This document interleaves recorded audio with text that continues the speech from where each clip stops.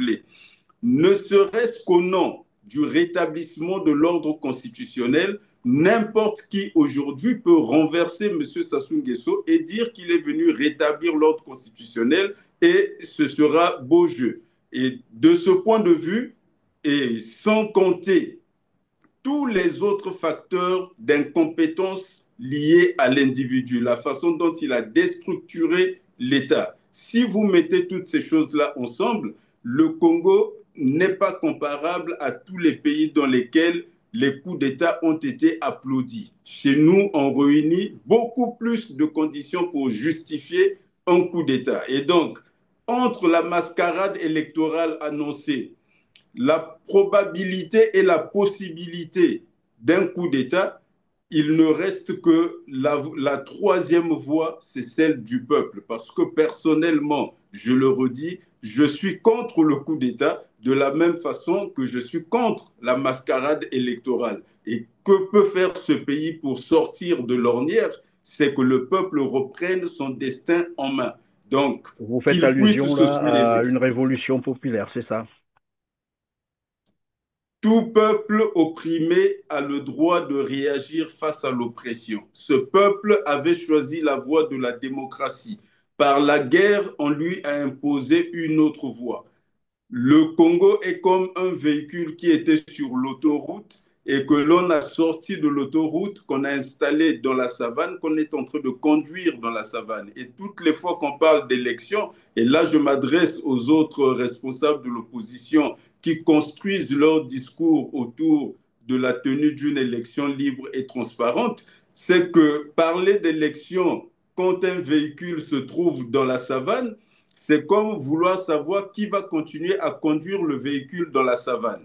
Alors que l'objectivité aurait voulu qu'on ramène le véhicule sur l'autoroute. C'est ce que nous appelons la fondation d'une nouvelle république. Donc les patriotes s'inscrivent dans cette logique, non pas de savoir qui continue à conduire le véhicule dans la savane, mais de ramener le véhicule sur l'autoroute. Parce que même si vous avancez dans la savane, vous ne savez pas si vous repartez vers le point de départ. Par contre, sur l'autoroute, même en allant lentement, vous êtes sûr que vous allez vers votre destination. Le dernier décret de la DGSP auquel faisait Allusion Thierry référence, Mongala, bien sûr, oui.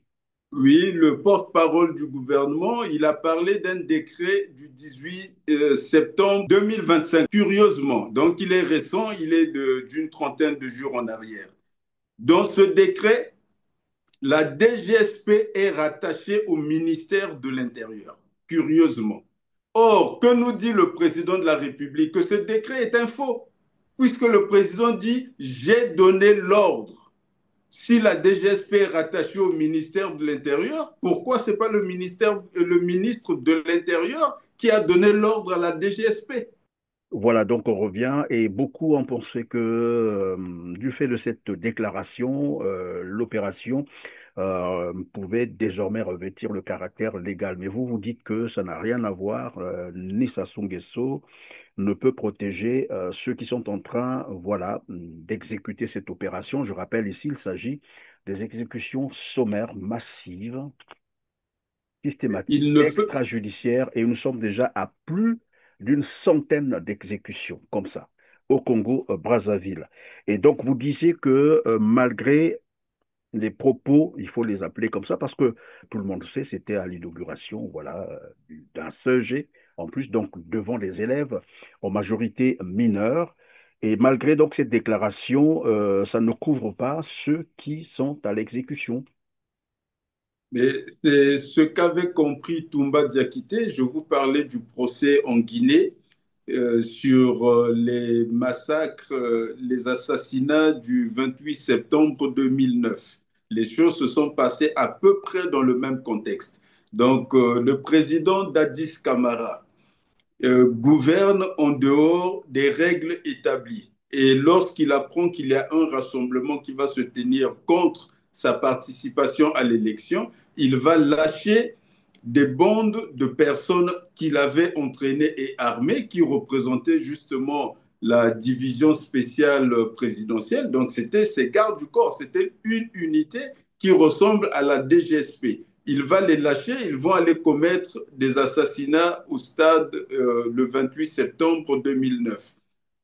Et lorsque le problème de la responsabilité va se poser, lui voudra se porter garant de tout le monde, mais demandera à Toumba Diakité d'emporter la responsabilité passable devant la communauté internationale, mais que à la fin, il sera couvert. Mais Toumba Diakité savait ce que je viens de vous rappeler concernant le maréchal Pétain et Pierre Laval.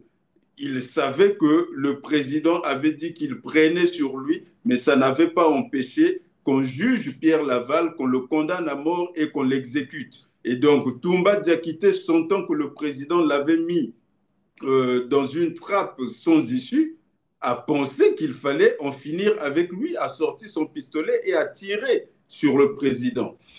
Revenons sur la déclaration du président de la République. C'est une chose qu'il ne faudrait pas circonscrire à la seule question de sécurité ou des opérations de la DGSP parce que c'est beaucoup plus grave que ça.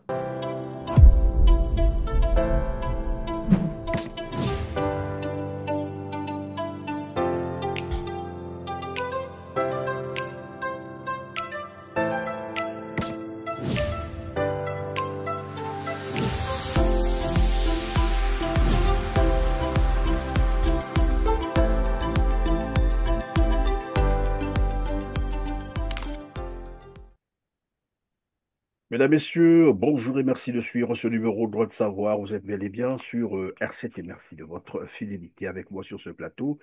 Maître Charles Anissé Poitiers, Amar, avocat au barreau de Paris et du Québec. Vous êtes aussi leader politique des Patriotes. Bonjour, Maître Poitiers Amar. Et vous nous direz également comment définissez-vous les Patriotes? C'est quoi concrètement? Bonjour, Monsieur Perrin. Merci d'être avec nous sur R7. Comment définissez-vous les Patriotes?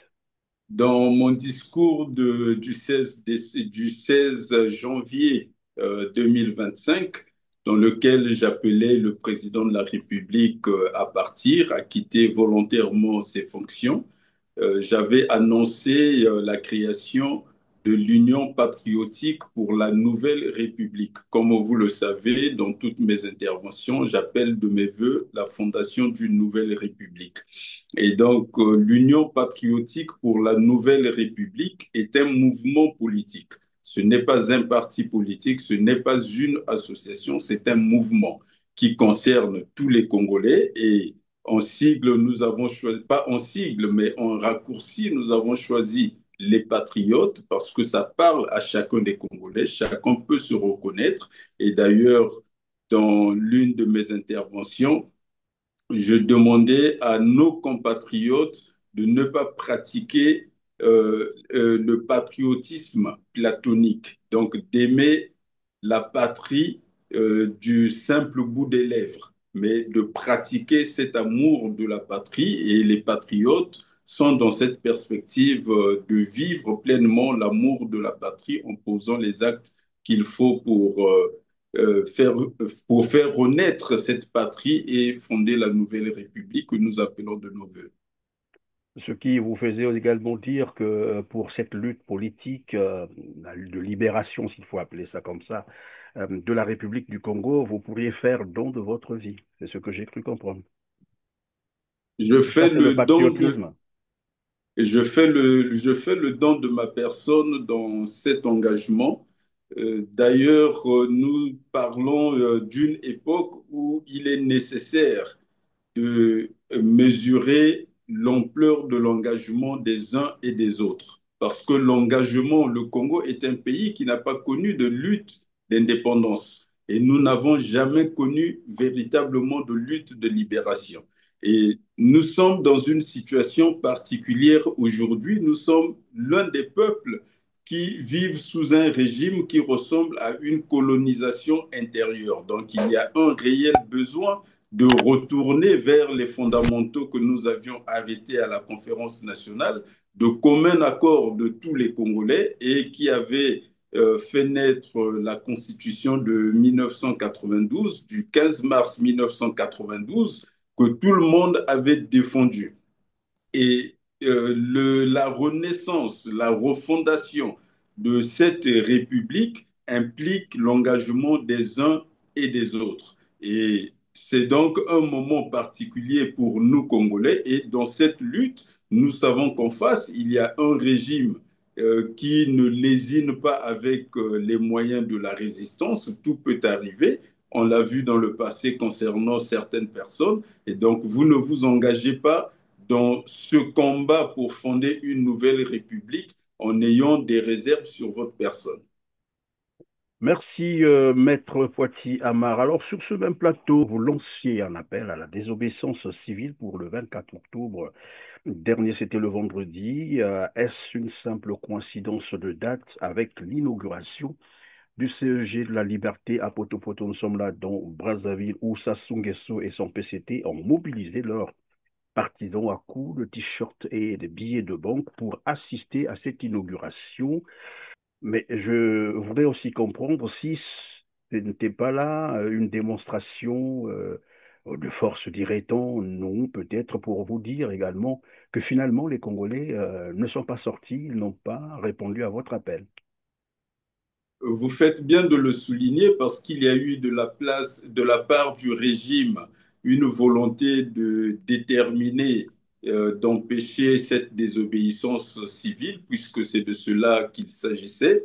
Mais en même temps, il faudrait rappeler les pratiques de faussaires du régime. J'ai souvent mentionné le fait qu'ils ont fait adopter une loi faisant de la République du 28 novembre 1958, la République du Congo, alors que la République fondée par les Congolais pour les Congolais est née à la conférence nationale et a pris corps dans la Constitution du 15 mars 1992. Donc il y avait plus de 1200 délégués à la conférence nationale venus de l'ensemble du Congo. Et là, nous avions des Congolais formés dans les matières les plus diverses et on avait pléthore de juristes à la conférence nationale qui ont tous siégé dans la commission chargée de la rédaction de la Constitution du 15 mars 1992. Et donc cette Constitution reflète la réalité de la fondation de la République au Congo. Depuis que le colon était parti en 1960, supposément, c'était la première fois que les Congolais se mettaient ensemble pour penser l'avenir.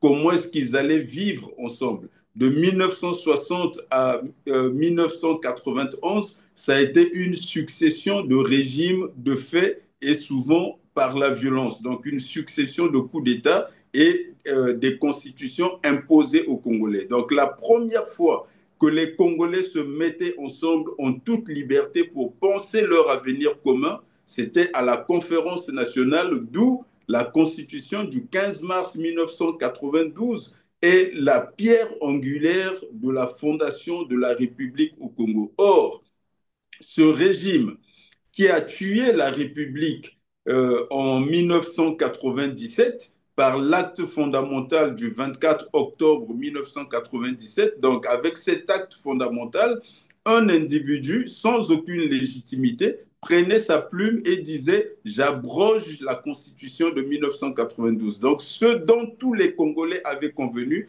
un individu sans légitimité a dit je l'abroge. Et en substitution à cette République, qu'est-ce qu'il fait? Il va prendre le texte de 1958 qui avait été adopté par des Français, parce que en 1958, la nationalité congolaise n'existait pas. Tous ceux qui ont participé à l'Assemblée du Moyen Congo, c'était une trentaine de personnes. Ces gens-là étaient tous français, parce que en 56, on avait reconnu la nationalité française à tous les ressortissants des colonies, et en 58, ça a été acté dans la Constitution. Et donc, en 1958, les gens qui siègent sont des Français qui adoptent un document qu'ils appellent Déclaration de la République. Ils déclarent que le Congo, cesse de s'appeler Moyen Congo et va s'appeler désormais République du Congo, mais ils n'ont jamais posé aucun acte constitutif de la fondation de la République. Or, les faussaires de l'histoire vont nous faire croire que c'est à ce moment-là que la République avait été fondée. Et quand on prend la date du 24 octobre, donc date à laquelle ils ont assassiné la République, nous prenons cette date comme référence en appelant les Congolais à la désobéissance civile. Ils reprennent la même date pour l'inauguration d'une école et comme vous l'avez dit, ils ont déversé beaucoup d'argent dans Brazzaville pour mobiliser les citoyens vers cette inauguration. Mais n'empêche que dans les autres villes, on a quand même senti le mouvement. C'est un premier appel et des Congolais ont répondu à cet appel. Donc le patriotisme dont on parle, le fait que des individus agissent de par leur conscience sans tenir compte du comportement de leurs voisins, ce sentiment-là commence à renaître. Les Congolais agissent par leur conscience. Ils ont été nombreux à observer la désobéissance et nous continuerons dans cette lutte. Est-ce pour dire que vous êtes satisfait de vos attentes, de la mobilisation dont vous faites état? Dans certaines villes, les gens ont observé la journée, ils sont restés à la maison. Nous sommes satisfaits. Le résultat absolu n'a pas été atteint. Ce n'est pas exactement le niveau de mobilisation auquel nous nous attendions, mais avec 8 jours d'écart, parce que l'appel a été lancé le 16 octobre pour une réalisation le 24. Donc il y avait un laps de temps de 8 jours à peu près. Certaines personnes ont reçu cette information à retardement, mais déjà nous avons remarqué que dans les réseaux sociaux, l'ensemble des vues représente plus de 500 000 vues en un temps record. Et cela représente plus de 10% de la population congolaise si on s'en tient au fait que nous sommes entre 5 et 6 millions d'habitants. Et donc il y a eu une réponse qui a été donnée et nous allons continuer à mobiliser nos compatriotes parce qu'il y a une chose qu'il ne faudrait pas perdre de vue. Le Congo est à la croisée des chemins. Une élection présidentielle est annoncée et nous savons qu'il n'y a jamais eu d'élection présidentielle depuis 1997. Donc une mascarade est annoncée. C'est une farce qui est annoncée. Or, il se trouve que notre pays réunit toutes les conditions pour justifier un coup d'État. Partons de la personne du chef de l'État, les circonstances dans lesquelles il est revenu au pouvoir, les circonstances dans lesquelles il se maintient au pouvoir, parce qu'il faut s'en souvenir.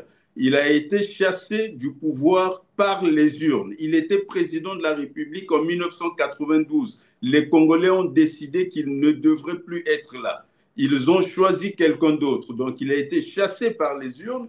Il est revenu par la guerre chasser celui que les Congolais avaient choisi dans les urnes. Et il se maintient au pouvoir par les armes. Donc ça, c'est un contexte. Ce qui fait que l'ordre constitutionnel de 1992 a été troublé en 1997. Et l'ordre constitutionnel qu'il a lui-même créé en 2002 a été troublé en 2015 parce qu'il y avait une intangibilité constitutionnelle des dispositions sur lesquelles on ne pouvait pas revenir. Et cet ordre constitutionnel aussi a été troublé. Ne serait-ce qu'au nom du rétablissement de l'ordre constitutionnel, n'importe qui aujourd'hui peut renverser M. Sassou Nguesso et dire qu'il est venu rétablir l'ordre constitutionnel et ce sera beau jeu. Et de ce point de vue, et sans compter tous les autres facteurs d'incompétence liés à l'individu, la façon dont il a déstructuré l'État. Si vous mettez toutes ces choses-là ensemble, le Congo n'est pas comparable à tous les pays dans lesquels les coups d'État ont été applaudis. Chez nous, on réunit beaucoup plus de conditions pour justifier un coup d'État. Et donc, entre la mascarade électorale annoncée, la probabilité et la possibilité d'un coup d'État, il ne reste que la troisième voie, c'est celle du peuple. Parce que personnellement, je le redis, je suis contre le coup d'État de la même façon que je suis contre la mascarade électorale. Et que peut faire ce pays pour sortir de l'ornière? C'est que le peuple reprenne son destin en main. Donc, Vous faites qu'il puisse allusion se là à soulever. une révolution populaire, c'est ça? Tout peuple opprimé a le droit de réagir face à l'oppression. Ce peuple avait choisi la voie de la démocratie. Par la guerre, on lui a imposé une autre voie. Le Congo est comme un véhicule qui était sur l'autoroute et que l'on a sorti de l'autoroute, qu'on a installé dans la savane, qu'on est en train de conduire dans la savane. Et toutes les fois qu'on parle d'élection, et là je m'adresse aux autres responsables de l'opposition qui construisent leur discours autour de la tenue d'une élection libre et transparente, c'est que parler d'élection quand un véhicule se trouve dans la savane, c'est comme vouloir savoir qui va continuer à conduire le véhicule dans la savane. Alors que l'objectivité aurait voulu qu'on ramène le véhicule sur l'autoroute. C'est ce que nous appelons la fondation d'une nouvelle république. Donc les patriotes s'inscrivent dans cette logique, non pas de savoir qui continue à conduire le véhicule dans la savane, mais de ramener le véhicule sur l'autoroute. Parce que même si vous avancez dans la savane, vous ne savez pas si vous repartez vers le point de départ. Par contre, sur l'autoroute, même en allant lentement, vous êtes sûr que vous allez vers votre destination. Merci, maître Poitiers-Amar. Alors, quelle sera donc la suite, puisque vous avez parlé disons, d'un premier appel et vous l'évaluez d'ailleurs positivement. Quelle sera donc la suite, surtout avec le contexte actuel où une campagne de terreur est en train d'être menée à Brazzaville? Il est normal que le pouvoir réagisse tel qu'il est en train de réagir avec les moyens qui sont les siens. Donc c'est un pouvoir, je le rappelle, revenu par la guerre et se maintenant par les armes. Pourquoi ce pouvoir n'arrive pas à lutter contre le chômage? Parce que tout leur langage est un langage guerrier. C'est un langage de la violence armée. Et ils n'arrivent pas à résoudre les problèmes qu'on ne peut pas résoudre avec les armes. Parce qu'on ne tue pas la faim avec les balles. On ne tue pas le chômage avec les balles. On ne crée pas les emplois avec les fusils. Et tout ce qui ne se fait pas avec les fusils et avec la violence armée, ils ne savent pas le faire. La preuve, quand vous parlez du banditisme contre lequel ils sont en train de lutter à Brazzaville, peut-être que j'anticipe votre question et je répondrai à celle que vous avez posée. Quand vous parlez de la lutte contre le banditisme, quelle est leur seule réponse?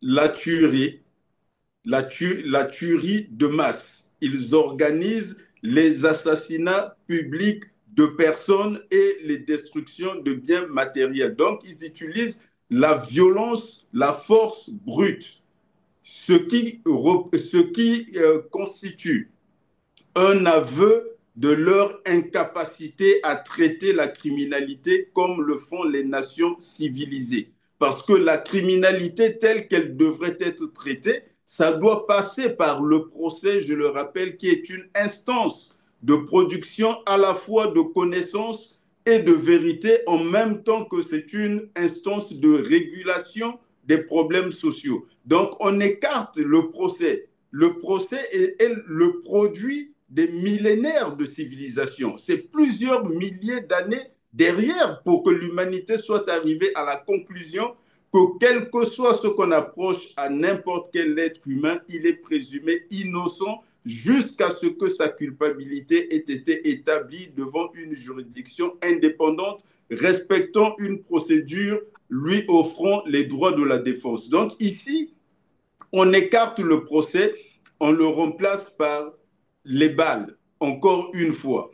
Or, lorsqu'on procède de cette façon, qu'on va tuer des gens, on oublie les bienfaits de la civilisation. Vous savez, en France, avant que François Mitterrand n'abolisse la peine de mort, il y avait un monsieur qui s'appelait Philippe Maurice. C'était le dernier condamné à mort en France.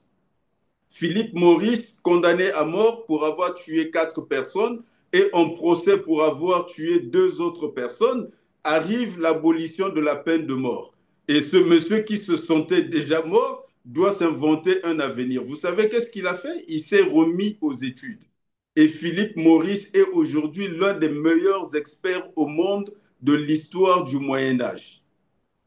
On aurait tué ce monsieur, on n'aurait pas l'expert qu'on a aujourd'hui. Vous avez d'autres personnes telles que Christian Laplanche, qui était l'un des plus grands bandits de France, donc braqueur à main armée, condamné à plusieurs années. Après 21 ans de prison, ce monsieur a été réhabilité socialement. Il est devenu, vous savez quoi, avocat. Et vous en avez comme ça des exemples. Le plus grand escroc des États-Unis, William Abagnale, qui a fait marcher le FBI et la CIA. À la fin, après son séjour en prison, pendant même son séjour en prison, William Abagnale était devenu consultant pour la CIA. Après qu'il ait fini de travailler pour la CIA, il est aujourd'hui l'un des plus grands consultants au monde en matière de sécurité. Donc, il y a un espoir en l'homme. L'homme n'est jamais définitivement foutu. Il y a un espoir qu'on peut garder en l'homme. Ces jeunes qu'on est en train de tuer, si on croyait encore en notre système éducatif, si on avait un appareil éducatif adapté aux besoins, notamment aux besoins de réinsertion de ce genre de personnes, il en sortirait des médecins, il en sortirait des professeurs. Et comme on a un régime qui ne sait rien faire d'autre qu'employer la violence armée, ils se mettent à les assassiner.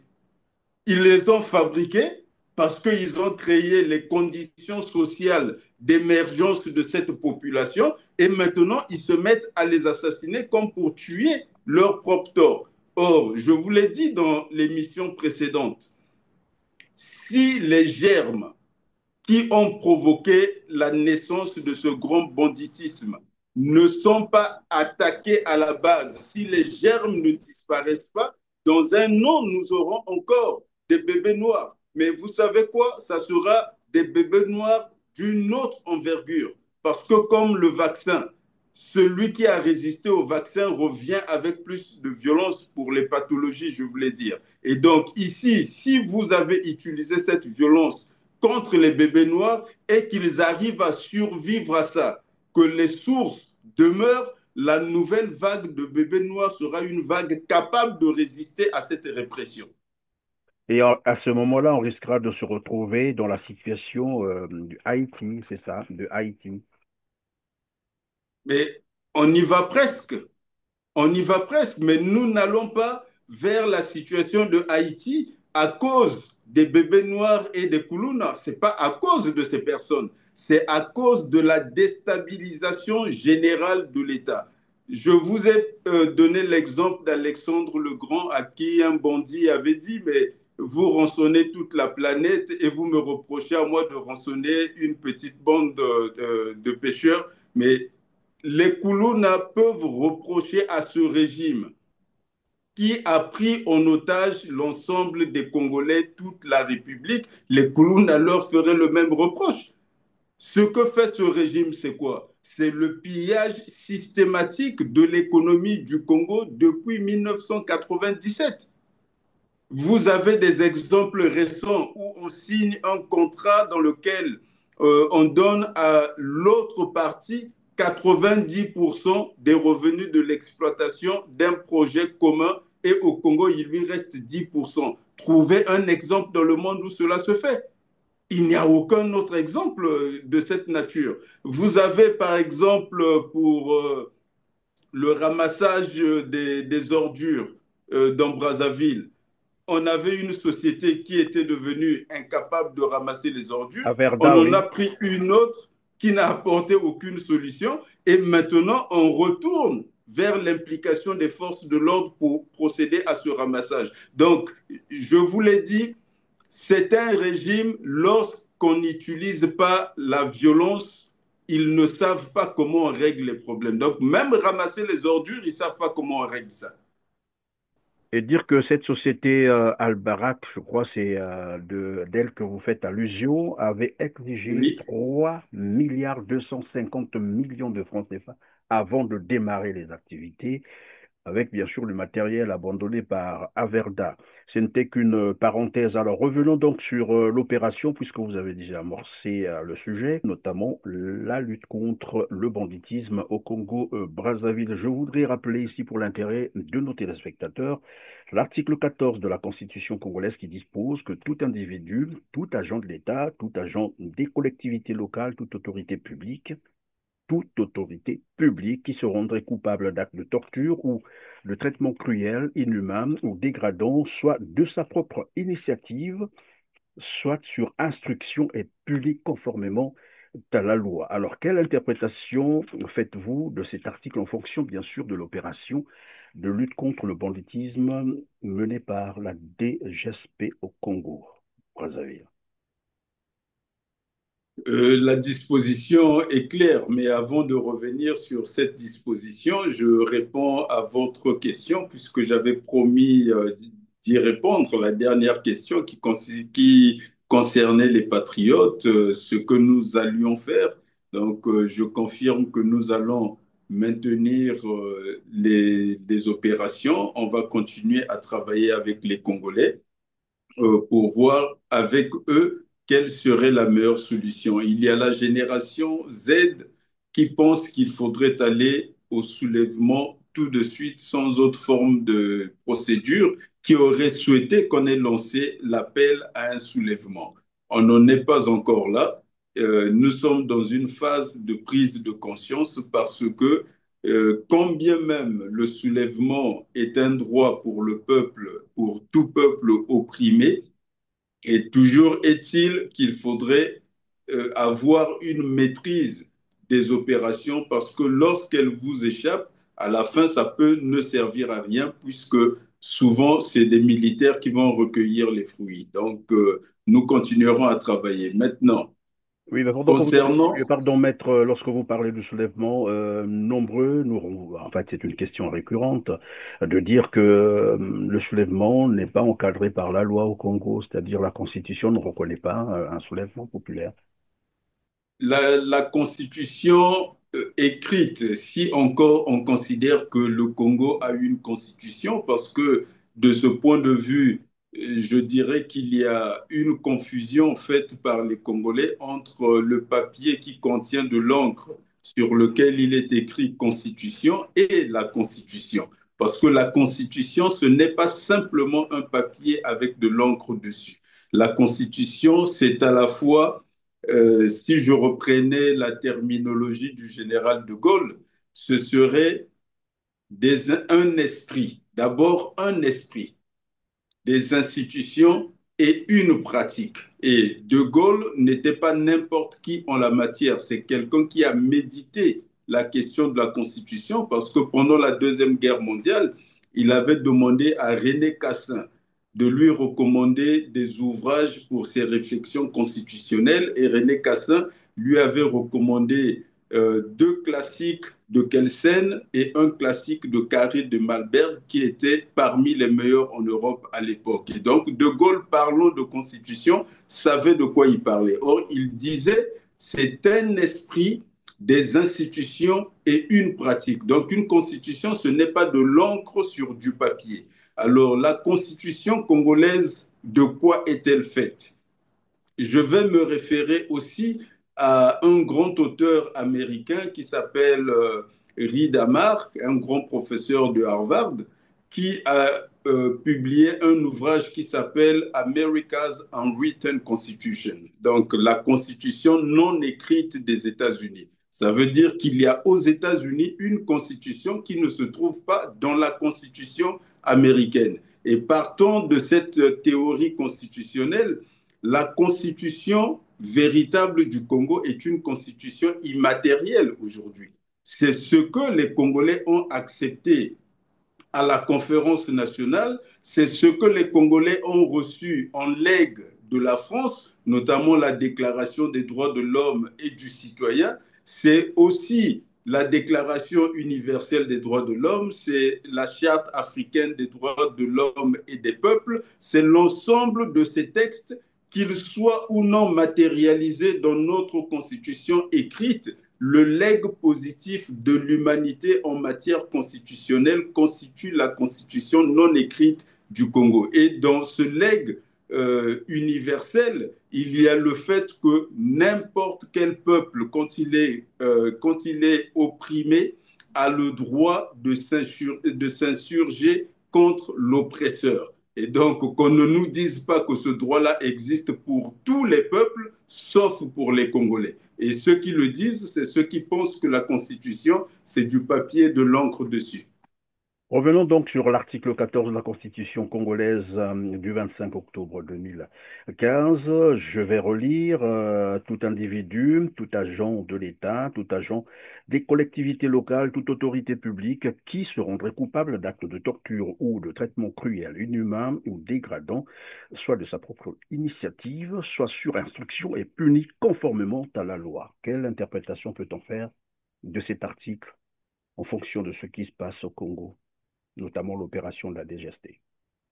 L'article n'a pas besoin d'être interprété, c'est une interpellation pour le général Oboa et ses hommes. Et dans le conflit qui les oppose aujourd'hui à M. Denis Sassou Nguesso, comme je l'avais dit dans la précédente émission, M. Denis Sassou Nguesso, vous le disiez d'entrée de jeu, a fait une déclaration dans laquelle certains Congolais ont vu une couverture du général Oboa et de ses hommes par rapport à ce qu'ils sont en train de faire. Et le fait est que le président de la République n'a pas les moyens de les protéger. Il ne peut pas les protéger parce que là, vous êtes en train de lire la Constitution. Or, lui, il parle d'un décret. Dans sa déclaration, il dit qu'il y a un décret qui donne des compétences à la DGSP. Et donc là, vous rappelez la Constitution. Il y a eu un précédent dans l'histoire. Le régime de Vichy, parce que moi je parle souvent du régime de Mpila, et j'assimile le régime de Mpila au régime de Vichy. Quand on lit l'histoire des républiques en France, on considère Vichy comme une parenthèse. Et dans l'histoire de la République au Congo, le régime de Mpila, qui a commencé en 1997, est une parenthèse qui se refermera et on la regardera comme telle. Le maréchal Pétain était le président de la République française sous le régime de Vichy. Et le maréchal Pétain avait déclaré lors de son procès que tous les actes qui avaient été posés sous sa présidence n'incombaient qu'à sa personne et que personne d'autre ne devrait être recherché en responsabilité en dehors de lui-même. Et vous savez qu'est-ce qui s'est passé? Pierre Laval était son président du Conseil. Pierre Laval a été, malgré la déclaration du président de la République qui disait « je prends tout sur moi », Pierre Laval a été jugé, condamné à mort et exécuté. Donc, M. Sassou Nguesso n'a aucun attribut, ni en tant qu'individu, ni en tant que président de la République, pour protéger M. Oboa. C'est ce que avait compris Toumba Diakité. Vous savez le procès qu'il y a eu en Guinée sur les assassinats Évidemment, oui, maître du Charles 28 Alissé, septembre. vous allez m'excuser à ce niveau-là. Question de remettre un peu nos téléspectateurs dans le contexte. Je vais leur proposer donc l'extrait du discours de Denis Sassou Nguesso. Il assume cet ordre malgré le caractère criminel, évidemment, que revêt cette opération. On le suit. Bon, tout de suite, je dois vous dire, vous demander, peut-être vous manquez de curiosité, il vous suffit de lire le décret qui crée la sécurité présidentielle pour vous rendre compte que la sécurité présidentielle est partie intégrante de la force publique et doit participer au maintien de l'ordre public, la sécurité du peuple, si cela est nécessaire. Je crois que vous le savez, la sécurité présidentielle a fait partie des opérations dans le pool. Les unités de la sécurité présidentielle ont participé aux opérations dans le pool avec succès. Bon, parce que aussi elles ont une formation particulière et sévère, solide. Et donc, ils sont dans leur rôle. Et le commandant en chef peut désigner une unité pour réaliser une opération spéciale. Et la sécurité présidentielle, oui, parce que j'ai vu que l'opération patinait un peu avec les autres corps de la sécurité. J'ai ordonné qu'elle intervienne aussi.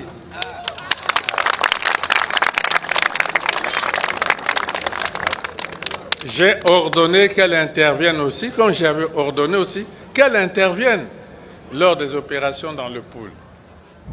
Voilà, donc on revient et beaucoup ont pensé que du fait de cette déclaration, l'opération pouvait désormais revêtir le caractère légal. Mais vous dites que ça n'a rien à voir, ni Sassou Nguesso ne peut protéger ceux qui sont en train, voilà, d'exécuter cette opération. Je rappelle ici, il s'agit des exécutions sommaires massives, systématiques, Il ne peut, extrajudiciaires, et nous sommes déjà à plus d'une centaine d'exécutions comme ça au Congo, Brazzaville. Et donc vous disiez que malgré les propos, il faut les appeler comme ça parce que tout le monde sait, c'était à l'inauguration, voilà, d'un CEG, en plus donc devant les élèves en majorité mineurs. Et malgré donc cette déclaration, ça ne couvre pas ceux qui sont à l'exécution. mais c'est ce qu'avait compris Toumba Diakité. Je vous parlais du procès en Guinée sur les massacres, les assassinats du 28 septembre 2009. Les choses se sont passées à peu près dans le même contexte. Donc, le président Dadis Camara gouverne en dehors des règles établies. Et lorsqu'il apprend qu'il y a un rassemblement qui va se tenir contre sa participation à l'élection, il va lâcher des bandes de personnes qu'il avait entraînées et armées, qui représentaient justement la division spéciale présidentielle. Donc, c'était ces gardes du corps, c'était une unité qui ressemble à la DGSP. Il va les lâcher, ils vont aller commettre des assassinats au stade le 28 septembre 2009. Et lorsque le problème de la responsabilité va se poser, lui voudra se porter garant de tout le monde, mais demandera à Toumba Diakité d'emporter la responsabilité passable devant la communauté internationale, mais que à la fin, il sera couvert. Mais Toumba Diakité savait ce que je viens de vous rappeler concernant le maréchal Pétain et Pierre Laval. Il savait que le président avait dit qu'il prenait sur lui, mais ça n'avait pas empêché qu'on juge Pierre Laval, qu'on le condamne à mort et qu'on l'exécute. Et donc, Toumba Diakité, sentant que le président l'avait mis dans une trappe sans issue, a pensé qu'il fallait en finir avec lui, a sorti son pistolet et a tiré sur le président. Revenons sur la déclaration du président de la République. C'est une chose qu'il ne faudrait pas circonscrire à la seule question de sécurité ou des opérations de la DGSP parce que c'est beaucoup plus grave que ça. C'est beaucoup plus grave que ça. D'abord, sur la forme. Qu'est-ce qu'un président de la République allait raconter à des adolescents des problèmes de sécurité dans le pays? Il est allé pour inaugurer une école. D'où venait-il qu'à cette occasion, on lui parle des questions de sécurité et tous les journalistes ont oublié qu'il y avait le chômage qui atteint près de 60% de la population, qu'il y a des gens qui n'ont pas eu leur salaire depuis 90 mois, des retraités qui n'ont pas eu leur pension depuis plus de 40 mois. Les journalistes ont oublié tout ça. Ils sont allés sur la question de la DGSP et là, le président va donc parler devant des adolescents des assassinats et des destructions de maisons. Maintenant, ça c'est sur la forme. Oui, Sur sur le la fond, forme, toujours une question visiblement préparée. c'est une machination, c'est un parti avec une histoire stalinienne, donc on ne peut pas être surpris. Alors, sur le fond, quand le président dit j'ai donné l'ordre, et ensuite il renvoie à son propre décret.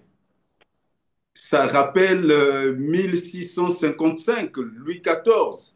L'État, c'est moi. Les parlementaires opposent à l'État, au roi, le respect de la règle et la règle concernant le fonctionnement de l'État. Et le roi répond, mais l'État, c'est moi. C'est ce que nous dit M. Sassou Nguesso, vous qui parliez de la raison d'État la dernière fois. Maintenant, on a le fait du prince. L'État, c'est moi. Quand je décide, ça se fait. Parce qu'il dit, allez-y lire le décret. Mais le décret de qui? Son propre décret. Et ensuite, il dit, j'ai donné l'ordre. Donc, j'ai donné l'ordre par rapport à mon propre décret, malgré les lois sur les armées, malgré la Constitution, malgré tout le reste. Moi, j'ai donné l'ordre et vous vous référez à moi de nouveau parce que j'ai signé un décret. Et donc là, on est en plein dans la désorganisation de l'État. Je vous ai parlé dans une émission précédente de M. Sassou Nguesso comme un agent du désordre, parce qu'il a écarté la Constitution de 1973.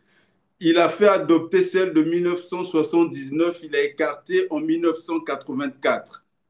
Les Congolais ont adopté celle de 1992, il a écarté en 1997. Il a fait adopter une nouvelle en 2002, il a écarté en 2015.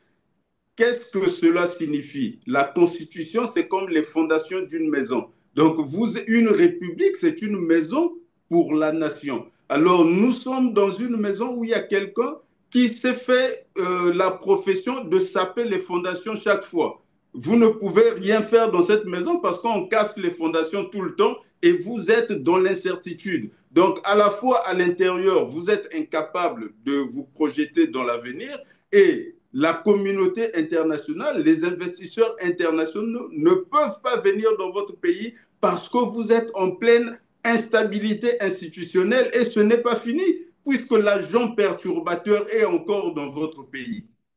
Donc, tout analyste, tout observateur international ou tout investisseur qui ne peut pas placer plus d'1 million de dollars dans un pays sans avoir fait faire des études sérieuses se dira il ne peut pas venir parce que vous êtes un pays instable et la cause de l'instabilité est toujours présente. Donc, la personne ne viendra pas. Ce qui explique que depuis 1997, en dehors des entreprises qui sont déjà là, Total et Eni, aucun investisseur n'a apporté 1 million de dollars au Congo. L'argent de l'étranger ne vient pas au Congo. Tout l'argent du Congo sort par la corruption et les détournements. Et donc, vous comprenez dans quelle situation nous nous trouvons. Alors, pourquoi je vous dis que sa déclaration, elle va au-delà de cette... C'est plus que grave, vous avez dit, ouais, très grave. Pourquoi je soutiens cette gravité? Parce qu'en amont, vous avez cette déstabilisation systématique de l'État qui est devenue une manière de faire la politique pour lui. Mais d'autre part, en aval, vous avez la désorganisation interne de l'État. Donc, le dépouillement de l'ensemble des institutions de leur capacité normale de fonctionnement. Il ne nous reste plus qu'une façade institutionnelle. Lorsque le président de la République vous dit « j'ai donné l'ordre », il y a 2 décrets sur la DGSP et il nous a demandé d'aller les lire, nous avons fait le travail. Il y a 2 décrets. Il y en a un de 2009 qui ne rattache la DGSP à aucun ministère. Donc la DGSP, selon le texte de 2009, était une milice privée du président de la République. Tout ne dépendait que de lui. Donc la DGSP, en réalité, est une milice avec des apparences légales. Parce que la seule autorité capable de lui donner des ordres, c'était le président de la République. Et on ne définit pas quel type d'ordre le président de la République pouvait donner à la DGSP. Et donc, à ce moment, vous avez un corps suréquipé par rapport à l'ensemble des autres corps. comme il a dit lui-même, surentraîné et qui peut recevoir de lui des missions qui sont indéfinies. Et là, quand il dit j'ai donné l'ordre, matériellement, nous voyons c'était quoi l'ordre? Tuer des gens, détruire du matériel, détruire des propriétés, c'est l'ordre qui a été donné. Alors, nous avons là une milice qui peut, à ce moment-là, faire beaucoup de tort dans le pays. Bien qu'il y ait un conflit entre un conflit, on va dire, immanent, parce que c'est le cas de le préciser, il est immanent ce conflit entre celui qui est à la tête de cette organisation et le donneur d'ordre, mais le simple fait que l'organisme en question ne peut répondre que de lui, alors qu'il a proposé au pays une constitution en 2015 dans laquelle le gouvernement répond de ses actes devant l'Assemblée nationale. Et l'une des fonctions de l'Assemblée, c'est adopter les lois et contrôler l'action de l'exécutif. Mais cette structure n'est rattachée à aucun élément de l'exécutif susceptible d'être contrôlé. Ça veut dire que le ministre de la Défense ne peut pas être interpellé à l'Assemblée par rapport à cette opération. Le ministre de l'Intérieur ne peut pas être interpellé par rapport à la DGSP. Le ministre de la Justice ne peut pas être interpellé par rapport à la DGSP. Et donc, le Parlement est privé de ses moyens de contrôle parce que le président de la République ne répond pas devant le Parlement. Or, il y a un organisme qui ne dépend que de lui. Et donc, vous comprenez qu'à ce moment, il déstructure le fonctionnement normal des institutions. Le dernier décret de la DGSP auquel faisait Allusion référence Thierry Mongala, bien sûr, oui. oui, le porte-parole du gouvernement, il a parlé d'un décret du 18 septembre 2025, curieusement. Donc, il est récent, il est d'une trentaine de jours en arrière. Dans ce décret, la DGSP est rattachée au ministère de l'Intérieur, curieusement. Or, que nous dit le président de la République? Que ce décret est un faux, puisque le président dit « j'ai donné l'ordre ». Si la DGSP est rattachée au ministère de l'Intérieur, pourquoi ce n'est pas le ministre de l'Intérieur qui a donné l'ordre à la DGSP? Et donc, vous comprenez qu'à ce moment-là, il y a d'autres aspects.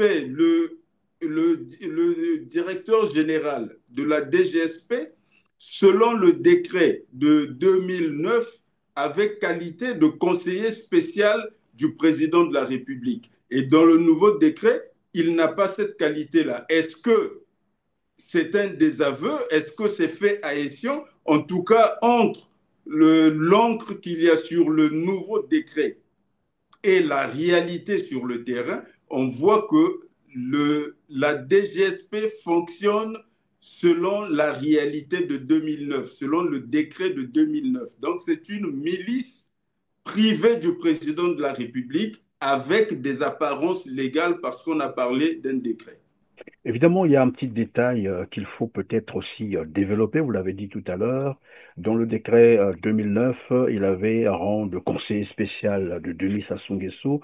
Dans le décret qu'ils ont fabriqué, probablement antidaté, parce que évidemment, nous avons fait vérifier ça par nos correspondants qui nous ont dit que ça n'existait pas, voilà, au journal officiel. Ben, on va continuer à vérifier. Et donc, dont le décret, bien sûr, du 18 septembre 2025, ici, Serge Boa n'est plus conseiller spécial du président.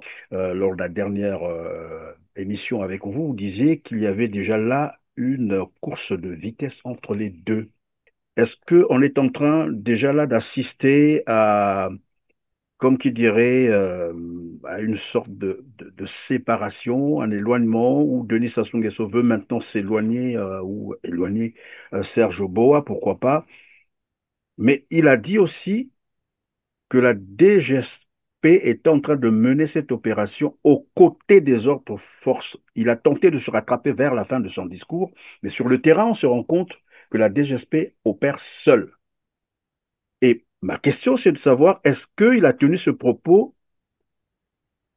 probablement pour rassurer Serge Boa, pour lui dire, bah, écoute, tu peux continuer, tu as, voilà, mon assurance, tu as ma protection, ou comment interpréter ça? Donc, si nous restons dans l'ordre de l'analyse du conflit, à ce moment, on serait sur des aspects de stratégie.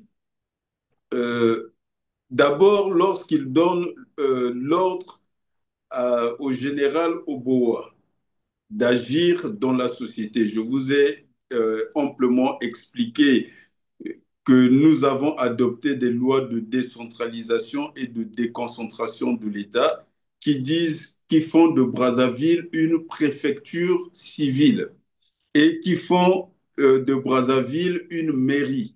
Et il y a des zones militaires, mais dans ces périmètres civils, l'armée doit être cantonnée. Elle ne sort de son cantonnement, elle ne sort de ces camps qui sont des périmètres spéciaux à l'intérieur du périmètre civil de la ville et de la préfecture, elles ne sortent de là que sur réquisition. Alors, quand le président de la République, parce que là on se réfère à la fonction, quand le président de la République dit qu'il a donné l'ordre, comme je vous disais tout à l'heure, c'est dans la logique de l'État c'est moi et l'ancienne doctrine des King can do no wrong. Le roi ne peut mal faire puisque je suis roi, l'État c'est moi et tout ce que je fais est bon. Or, il oublie à ce moment-là qu'il est président de la République. Il n'est pas roi. Donc déjà que les rois ne peuvent pas tout se permettre, mais lui de surcroît n'est pas roi, il est président de la République et la République, ce sont des règles. Le président de la République décide dans un contexte déterminé et selon une forme déterminée. Les décisions du président de la République sont nommées. Ces décisions prennent une forme. En matière de sécurité, il y a un processus dans lequel les instances habilitées devraient remonter l'information formelle au président de la République, notamment lui, il prendrait ses décisions notamment à travers des organes habilités tels que le Conseil de sécurité et de défense ou le Conseil des ministres. Or, ici, on ne sait pas quelles ont été les remontées d'informations vers le président de la République, quelles sont les instances qui l'ont informé et quel traitement cette information a connu pour aboutir à la décision qui a été prise. Parce que le président ne décide pas à l'emporte-pièce. On prépare les décisions du président de la République et elles sont archivées. On peut donc faire une recherche dans quelques années, suivre la trace du traitement d'un problème. À Brazzaville, il y avait un problème de telle nature.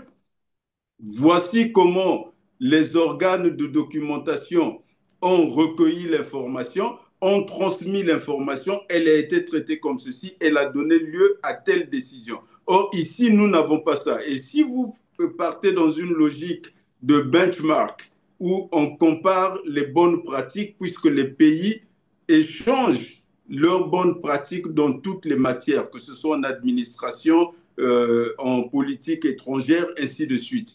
Si on venait au Congo, disons que les Brésiliens viennent au Congo, apprendre auprès des Congolais comment vous avez fait pour lutter contre le grand banditisme. Et les Congolais leur diront, un jour le président a décidé et puis il a dit à sa garde d'aller tuer des gens et d'aller casser les maisons. Et les Brésiliens vous diront, non, ça on ne peut pas aller le faire chez nous.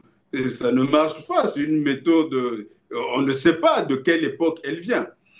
Sur le conflit avec le général Oboa, l'ordre que le général a reçu, puisque c'est un ordre qui a consisté à tuer des gens et à détruire le matériel. Le même ordre aurait bien pu être donné à la police, qu'elle aille tuer des gens et qu'elle aille détruire le matériel.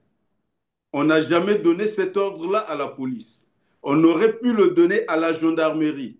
On ne l'a jamais donné.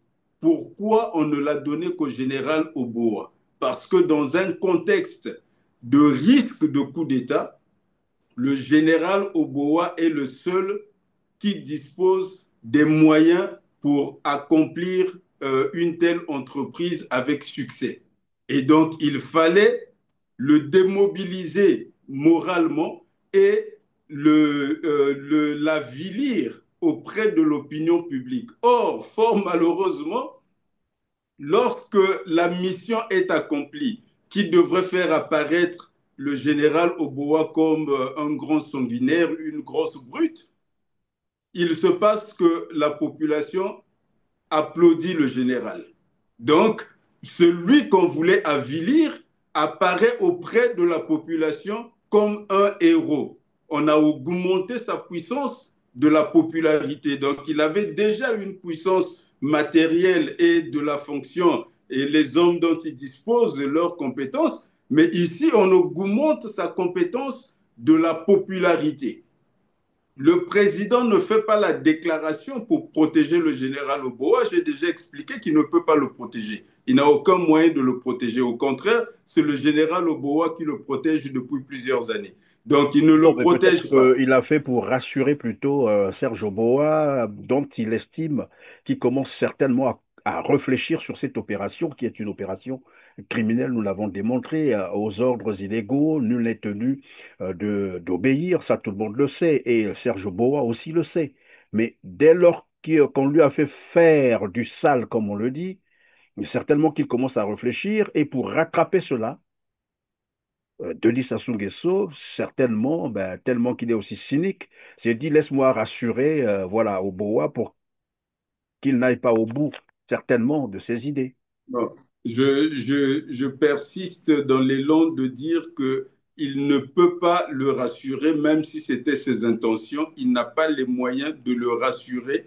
Et s'il dort tranquille, c'est grâce au général Oboa. Et en l'occurrence, ce qu'il a fait, c'est simplement d'essayer de récupérer une part de la popularité générée par cette opération. Puisque j'avais aussi dit dans l'émission précédente qu'on ne peut pas juger le peuple.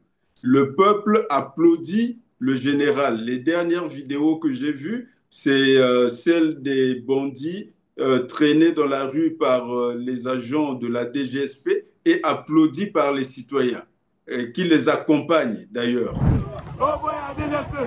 Yonani, Oboya Dejeske. Yonani, Oboya Dejeske. Yonani, Oboya Dejeske.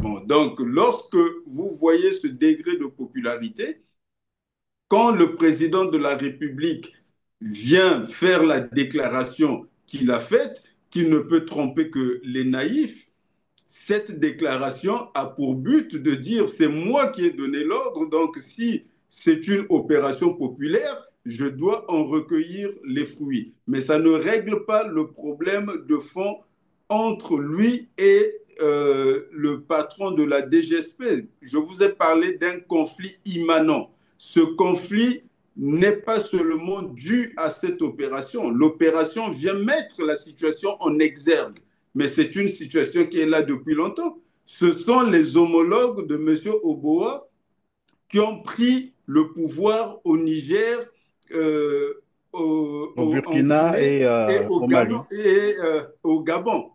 Donc, ce sont ces homologues qui ont pris le pouvoir. Ça ne pouvait pas manquer de susciter une interrogation sur ces agissements. Alors, quand on se retrouve dans un contexte où il est prépositionné par les circonstances et par la situation à aller dans cette direction, d'autant plus que, je le rappelle, la situation du Congo dépasse de très très loin la situation des pays où les coups d'État ont été justifiés.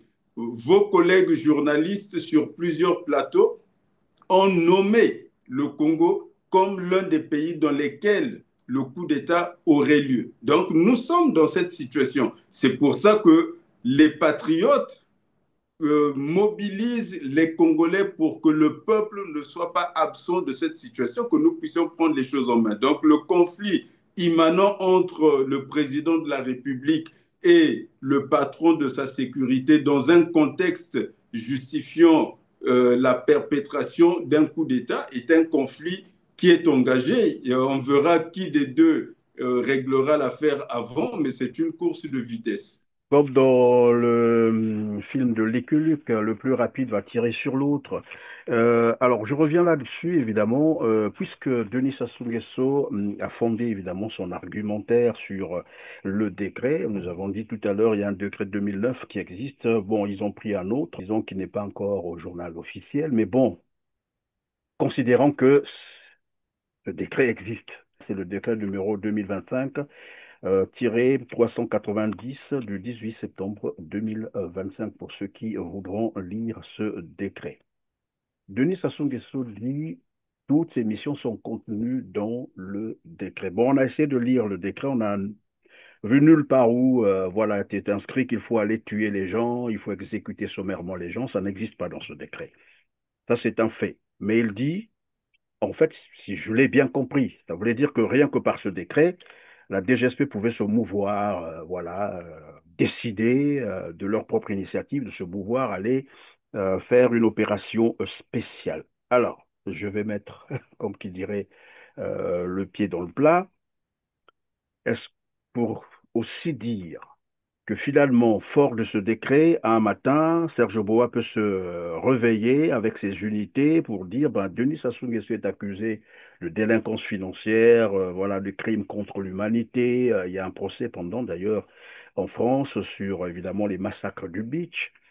Et fort de ce décret, se dit, bah, écoute, puisque c'est un délinquant présumé, s'il faut le dire comme ça, et lui aussi, il faut peut-être voilà, l'éliminer comme les autres délinquants. Je vous laisse la totale responsabilité de la réflexion. Je reviens sur le fait que il y a un fauteuil pour deux en ce moment. Or, on sait qu'une seule personne peut s'asseoir sur le fauteuil. Et donc, pendant toutes les années qui se sont écoulées, c'est Monsieur Oboa qui a protégé Monsieur Sassou Nguesso et donc qui le rassure parce que c'est un régime autoritaire et totalitaire. Il est revenu par la guerre, il se maintient par les armes. Donc, sur quoi compte M. Sassou Nguesso au quotidien? Sur la DGSP. Au quotidien, il compte sur la DGSP. Et donc, à partir du moment où il a mis la DGSP sur le devant de la scène, les Congolais nourrissent des espoirs, des espoirs sur cette unité qui est en train de régler le problème. De la même façon que lorsque vous voyez quelqu'un résoudre un problème, enlever des ordures quelque part, s'il en reste ailleurs et qu'il a la machine pour le faire, vous lui demandez de continuer le travail, qu'il enlève tout. Bon, donc, il a créé un problème qui était jusque-là en filigrane. Maintenant, il a mis à l'extérieur. Et le tout, c'est que lui-même, qui est un vieux routier de la politique et féru des jeux de pouvoir, sait dans quelle situation il se trouve. Quand il fait cette sortie pour dire c'est moi qui ai donné l'ordre, ça rappelle la façon dont Chirac avait essayé de régler la crise d'autorité entre lui et Nicolas Sarkozy, ministre de l'Intérieur, qui semblait trop en faire et semblait déborder le président de la République. Chirac avait été obligé de dire je décide, il exécute. Et ici, on a presque le remake de cette phrase. C'est moi qui ai donné l'ordre. Donc, moi, je décide, Oboa n'est qu'un exécutant. Or, quel est l'intérêt pour lui de venir dire Oboa n'est qu'un exécutant? Donc, c'est pour ça que je vous dis que le conflit est lancé, la course de vitesse est Eh lancée bien, entre les deux. on verra bien la suite, on va observer. Nous sommes à la fin de l'heure. C'est sur la destruction du matériel, les mototaxis qui sont en train d'être aussi détruits, et puis vous avez les maisons qui sont démolies, je l'ai dit d'entrée du jeu, démolition des maisons d'habitation, des familles, de ces présumés délinquants. Est-ce que ça peut se justifier sous le prétexte donc de lutte contre le grand banditisme? On brûle les motos, on casse, on détruit les maisons, on démolit les maisons des familles. Et comme on a coutume de le rappeler, nul n'est tenu de répondre pour les actes qu'il n'a pas posés.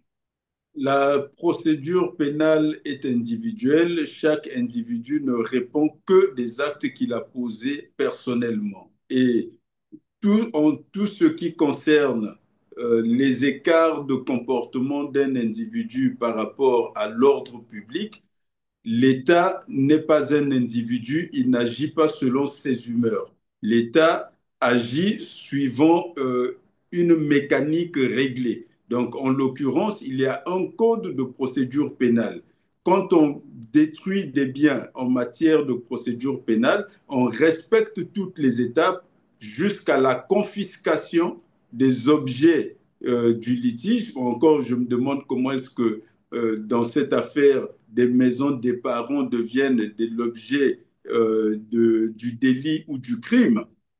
Mais en matière de procédure pénale, on procède à la confiscation. C'est après procès. Les responsabilités ont été établies. Il y a du matériel qui a été utilisé pour la commission des infractions. Ce matériel-là est confisqué. Et selon la nature de ce matériel, un usage va en être fait qui peut aller jusqu'à la destruction. Et donc, quand on parle de destruction de biens sans procès, on est dans des destructions sommaires. Mais détruire des biens dans une société économiquement et socialement malade, quand on voit qu'il y a des gens qui ont peiné, ces jeunes qui n'ont pas d'emploi, qui ont peiné pour rassembler des capitaux afin d'acquérir des motos avec lesquelles ils font du transport, des motos qui, semble-t-il, doivent avoisiner le million de francs CFA, et que pour une raison, mais vraiment apparemment banale, qu'on en vienne à décider de la destruction de ces biens. Il y a des gens qui pourraient sous-estimer la gravité de cette décision. Mais imaginez que des individus se réveillent un matin et puis se mettent à détruire toutes nos voitures sur la voie publique parce qu'on leur a dit que toutes les voitures de couleur bleue ou toutes les voitures de telle autre couleur ou ayant telle apparence, il faudrait les détruire. Ils se mettraient à détruire ces voitures-là. Donc, on parle de moto. Ceux qui n'ont pas de moto ou qui n'ont pas de projet d'en avoir ne voient pas le problème, mais ils devraient transposer la question de moto sur les voitures parce que celui qui a une moto, pour lui, sa moto, c'est sa voiture. Donc, c'est des voitures, des gens qu'on est en train de détruire de cette façon. Des maisons, des personnes qu'on est en train de détruire. La Constitution, vous l'avez rappelé, elle érige, elle protège la propriété privée. Elle la protège. Donc, on ne peut atteindre au droit de propriété que suivant un processus particulier. Ici, on est en train d'atteindre à la propriété privée de façon arbitraire. Bon, si déjà on assassine des personnes de façon sommaire, l'arbitraire sur le matériel ne surprendrait pas. Oui, mais évidemment, c'est à ce moment qu'on se poserait donc la question de savoir que cacherait donc cette opération. Les motos dont on parle ici, qui sont détruites, en fait, ne sont pas, comme qui dirait, arrachées au kuluna, comme on le dit. On ne les a pas trouvées entre les mains de ces bandits présumés. C'est plutôt ceux qui circulent avec ces motos. Et même ceux qui n'ont pas de casque, ben, on prend la moto, on casse. Vous n'avez pas vos documents, on prend la moto, on casse. Je crois que ça sort carrément de l'opération. Voilà pourquoi je posais la question de savoir si cela s'expliquait. Mais Mais oui, mon explication, je vous l'ai donnée. Je vous ai dit que cette mission aurait pu être donnée à la police ou à la gendarmerie. Ils ont les moyens de l'accomplir. Il y a une raison particulière pour laquelle on l'a confié à M. Oboa. L'objectif, c'était de l'avilir dans l'opinion publique. Ça a produit l'effet contraire. Et maintenant, on essaie de se débrouiller à gérer cet effet contraire en allant déclarer qu'on a donné l'ordre et donc on doit recueillir les fruits.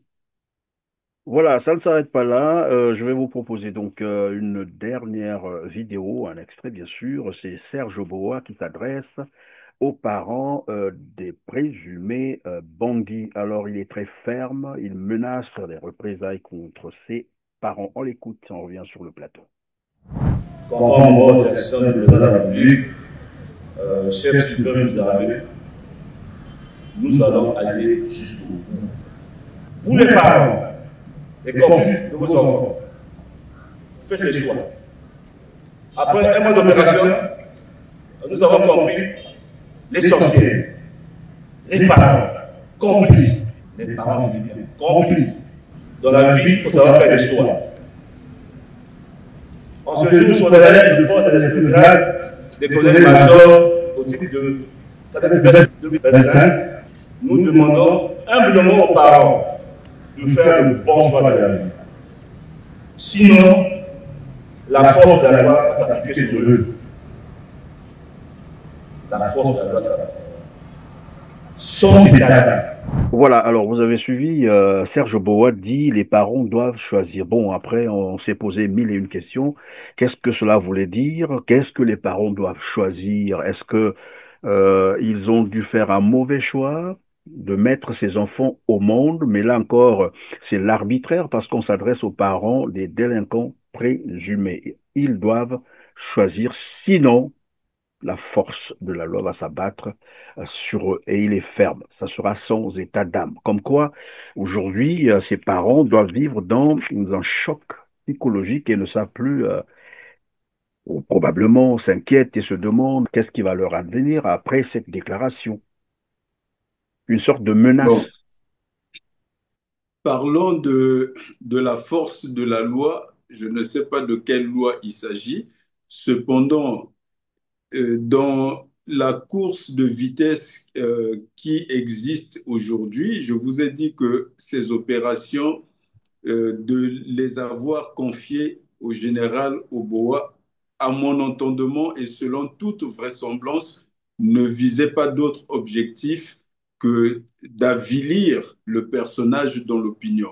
Je vous avais déjà expliqué la théorie de Machiavel qui disait que tout ce qui est impopulaire, faites-le faire par quelqu'un d'autre. Une fois qu'il se sera suffisamment couvert d'opprobre, à ce moment, vous vous en débarrassez et vous réglez deux problèmes à la fois. Le problème que lui, il a résolu et lui qui était devenu un problème, vous le faites partir et donc vous réglez deux problèmes à la fois. Ici, on lui a confié une mission et on va plus loin dans cette mission, un peu comme si ça n'avait pas suffi de lui demander de tuer des gens. On lui a demandé de détruire le matériel. Maintenant, on lui demande de s'en prendre aux parents. Dans sa démarche à lui, à quoi il est en train de jouer, en tout cas, je sais que Obiang Nguema avait exécuté tous les ordres de son oncle avant d'arrêter son oncle et de l'exposer à l'opinion comme l'auteur des actes en question. Donc, dans le jeu politique qui se joue aujourd'hui entre les personnages, je ne saurais me situer dans les intentions de l'un et de l'autre. Toutefois, en ce qui nous concerne, les patriotes, le peuple congolais doit se ressaisir. Notre pays est à la croisée des chemins. Il est nécessaire de retourner sur l'autoroute de la bonne gouvernance. Pour cela, il nous faut fonder une nouvelle république et nous donner un État responsable qui protège les Congolais à l'intérieur et à l'extérieur. Et nous devons résoudre les problèmes qui se posent à nous en ce moment. Nous avons le problème d'un chef d'État qui est revenu dans les circonstances que j'ai rappelées, mais qui est un homme âgé qu'il faut accompagner à la retraite et qui a peur de l'avenir. Il faudrait trouver le mécanisme pour régler cette question-là. Nous avons des hommes en armes dans la République qui ont posé certains actes et qui, eux aussi, craignent pour leur avenir et pourraient être tentés par la conservation du pouvoir par la violence. C'est un problème qu'il faut résoudre.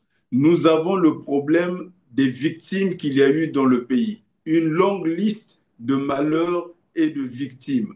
Ce problème-là, il faudra le résoudre. On a une jeunesse. Plus de 70% de la population congolaise est composée de personnes ayant moins de 30 ans.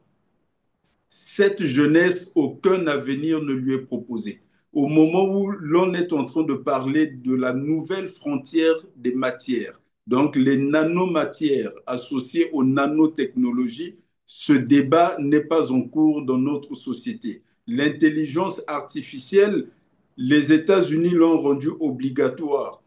Dès cette année, Donald Trump, à peine arrivé au pouvoir, a rendu l'enseignement de l'intelligence artificielle obligatoire à l'école primaire dès cette année.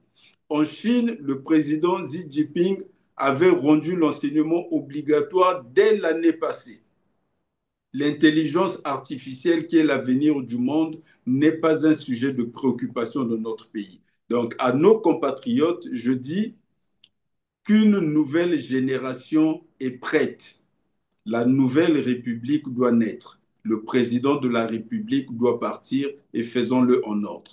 Tout à l'heure, nous avons suivi un extrait du discours de Serge Boa qui menace désormais les parents, après bien sûr des exécutions sommaires, on l'a dit, la destruction des motos, démolition des maisons, et maintenant là on passe aux menaces. Et à cette même occasion, c'était je crois évidemment à l'occasion de la cérémonie de port d'un signe de grade.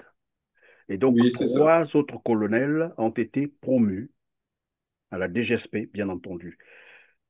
Alors, ma question, c'est de savoir, est-ce que ce n'est pas là déjà un processus pour éloigner Serge Boa? Je ne saurais lire, je n'ai pas de boule de cristal, donc je ne peux pas faire de lecture de ce qui est en train d'advenir, mais ce qui est certain, c'est que le jeu du pouvoir est engagé entre les deux.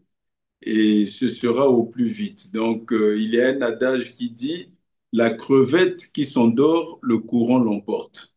Donc, celui des deux qui va s'endormir, le courant va l'emporter. Merci, maître Charles-Anissé Poitiers-Amar. Je rappelle que vous êtes avocat au barreau de Paris et du Québec, mais vous êtes également le leader des Patriotes. Grand merci d'avoir été avec nous sur R7 et d'avoir accepté de décrypter cette actualité mais vraiment brûlante sur l'opération menée par la Merci, DGSP, Direction Générale de la Sécurité Présidentielle au Congo-Brazzaville. merci de m'avoir invité et c'est toujours un plaisir. Je vous en prie, mesdames, messieurs, c'est la fin de cette émission. On se retrouve très prochainement. Merci.